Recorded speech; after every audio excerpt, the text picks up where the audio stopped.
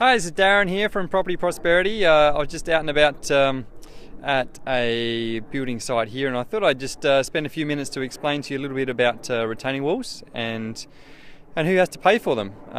You can see here at this site out here, I'll just flick it around here.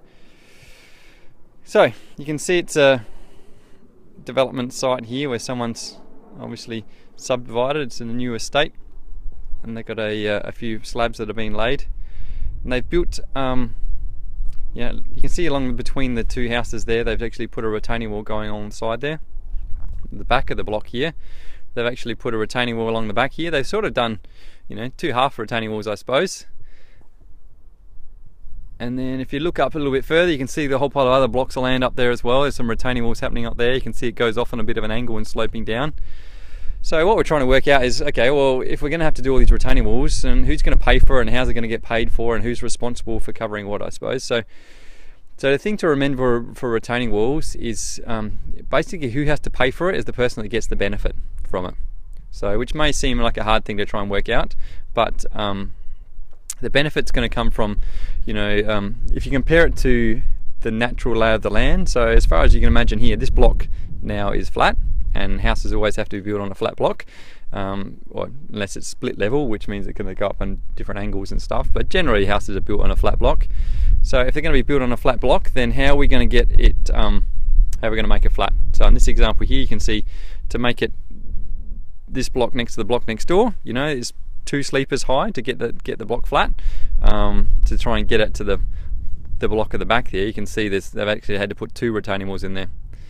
And even the one over in the back corner there, you can see that doesn't even, it still hasn't even done their retaining walls for the back block there. So when we're trying to work out who's going to get the benefit, then we compare it back to where the original lay of the land is. So although this is flat now, at some point in time this would have been quite slopey. And if you look at the hillside in the background, you can see how it slopes up on a bit of an angle. So, and then you can see that all the way along. So then the question is, okay, well, what did we need to do and what didn't we need to do? And then once the decision's made what we're going to actually do, then who's going to get the benefit out of it? So in this example, you can sort of see both people are going to get the benefit out of it in this example here, because you can see the house next door has been raised up a bit, and this house that I'm standing on the slab right now, this is actually being lowered down a bit. So then what we've got to try and work out is who got the most benefit out of it, or what percentage of benefit did each get out of it. And if you look at the lay of the land, you can see the road going up the side there. You can see it goes up on a bit of an angle. So most likely that lay of the land there is probably pretty similar to where the natural soil was originally. So where you can see that house is up the top there, it's pretty much following where the natural lay of the land is. So when you look at this massive retaining wall we've got here, the main benefit from this is being received by this slab that I'm standing on right now.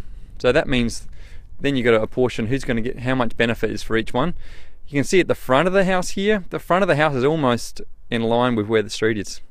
So that means that at this point in time where the land is, then that house up the top there, it's not really getting a lot of benefit from this retaining wall here, and it's mainly the house down here with the slab built that's getting the most amount of benefit. As we go further and further back, you can see that what they've actually done to try and, obviously because the house has to be on the flat, they've had to actually dig into the hillside. So that's why you can see at the back there, there's a retaining wall that's been built at the back. So looking at the house next door, then this massive retaining wall here, the sort of 2 retaining walls set up here, the main benefit's being achieved by this block of slab that I'm standing on, whereas that retaining wall at the back of that existing house there, that's giving some benefit to that house there. So then apportioning cost then, so you'd probably say, well, this big massive retaining wall is probably not really being not really that much benefit for that guy up there, so he probably shouldn't have to kick in too much money towards it.